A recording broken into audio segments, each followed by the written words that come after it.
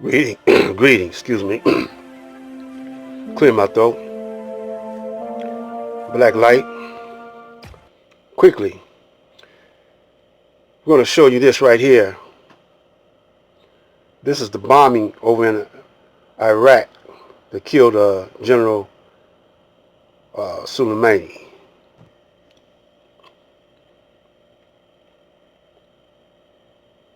No sound on that.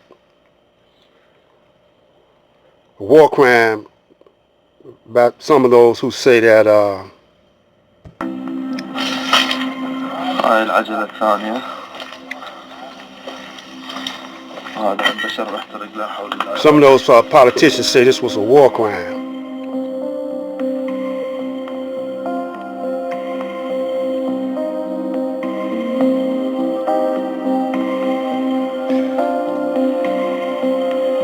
This is when around the time they want to.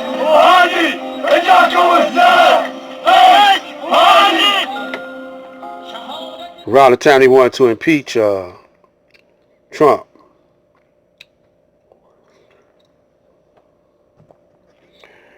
Now, many of you don't know why I'm showing this, but Nipsey Hussle was a prominent young black man building up his hood. And he was employing some of the locals, and he was growing, not only in popularity, but economically. So this reminds me of the Honorable Elijah Muhammad, because the brother was down for his people. Now, LA ain't got, we don't know if it goes all the way up to Trump or not, but it probably was a local decision to hit Nipsey, you know. Now, this is another clip I want to show. I want to compare why it's so vital for us to have organized unity in our community, block by block, street by street. And just bear with me. I'm going to let this brother introduce some of what I'm trying to get across.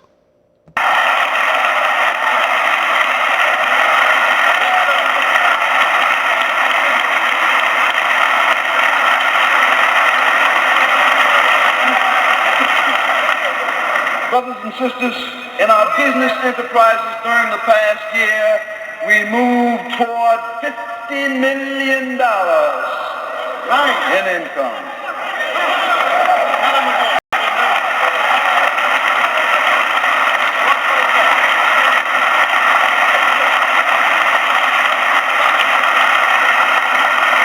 Which of course is only a beginning. We have only scratched the surface. Because what the Honorable Elijah Muhammad has in his head for us, we cannot imagine. This is only the beginning, brothers and sisters, and if we obey him and follow him and join with him, the black people in the hells of North America will soon have, in truth, that totally independent nation that our leader and teacher has been teaching us so.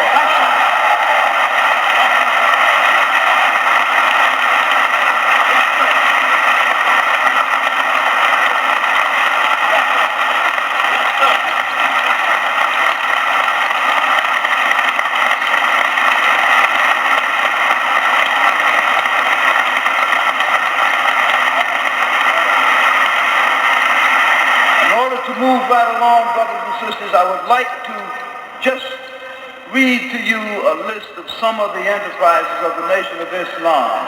You know, this nation that they talk about that operates mom and pop shops. We'll show you exactly what the Honorable Elijah Muhammad is truly doing.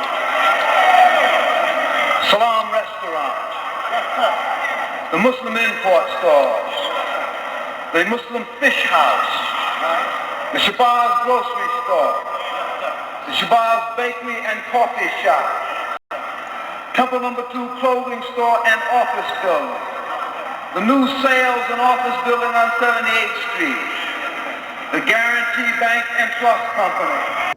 See, we're going to stop it there, right there, and talk about that bank and trust. Now, a bank, when it's in your neighborhood, they stop putting so many banks in your neighborhood, you know.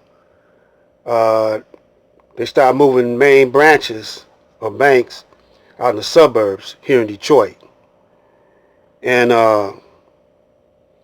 but what a bank do is,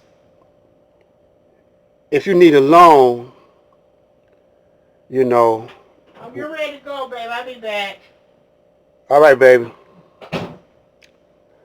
If you need a loan for your house, business, or operation, well, you can get finance. Well, they stopped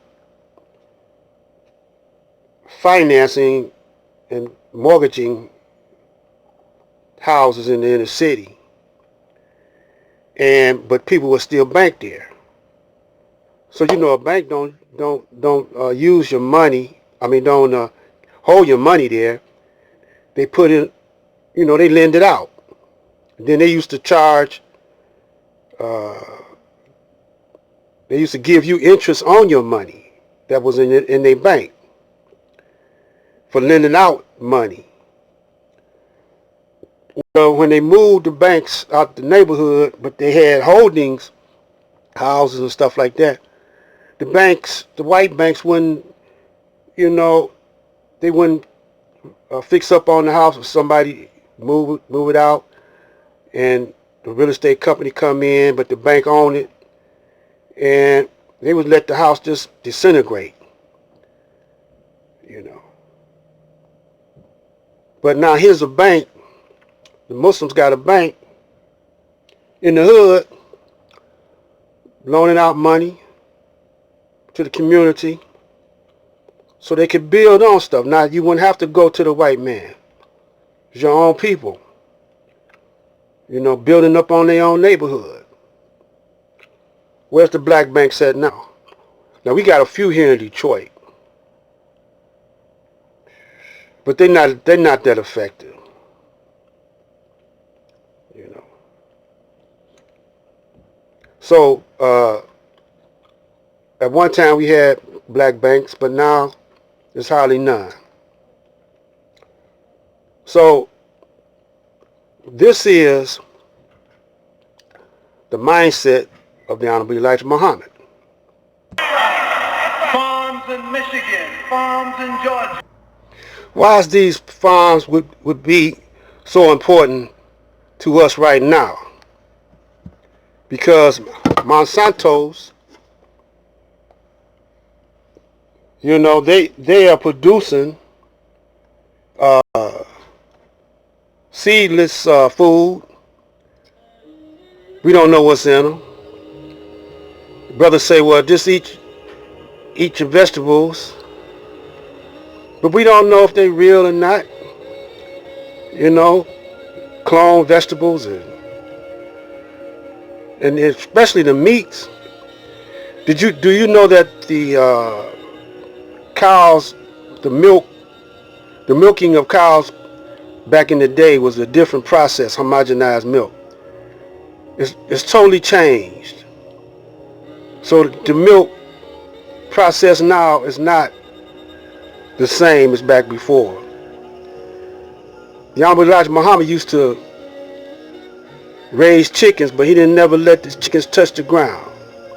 They hand fed the chickens, because chicken will eat anything. They didn't have cancer in the meats. When I was cutting meat, going to a butcher school, a training program sponsored by the state. That was right after we had the riots here in Detroit. So they formulated some trades for the black people to get into. When we was training on cutting beef and meat and everything like that, we didn't cut on no pork, but we cut on beef. They had a cancer. We found a cancer in the meat, and we found out that our instructor was selling, after we get through butchering it, meat cutter, he would sell it to the stores in the city. Sell the good meat to the suburbs at the country club. And we found out his operation, so we reported it to the news. I was about 21 years old. That was back in the early 70s, 71, 69, 68. Right after that, right after we had the riot. And it was on the Channel 7 News. You probably could get it. But anyway, time is running down. We don't have our own farms no more. We got farms, but they're not Muslim farms. The brothers, they're not conscious. They sell it to the government and let the government distribute the food. And they're getting squeezed out. And we all know what happened to the Muslim farms. Wallace D. and Farrakhan was in on that. When they sold all the farms off, Farrakhan tried to get them back. And he say they got a farm now, but I don't see nothing happening with it. But we're going to come back later on and tell you that's why black unity, organized black unity, is so important in these critical times. The grassroots black brothers and sisters, don't think you need to rely on the white man to give you a hand. You got enough resources within yourself, because you're the God of the universe, man. We got to make you believe that. This is Black Light. Stay tuned. There's more to come.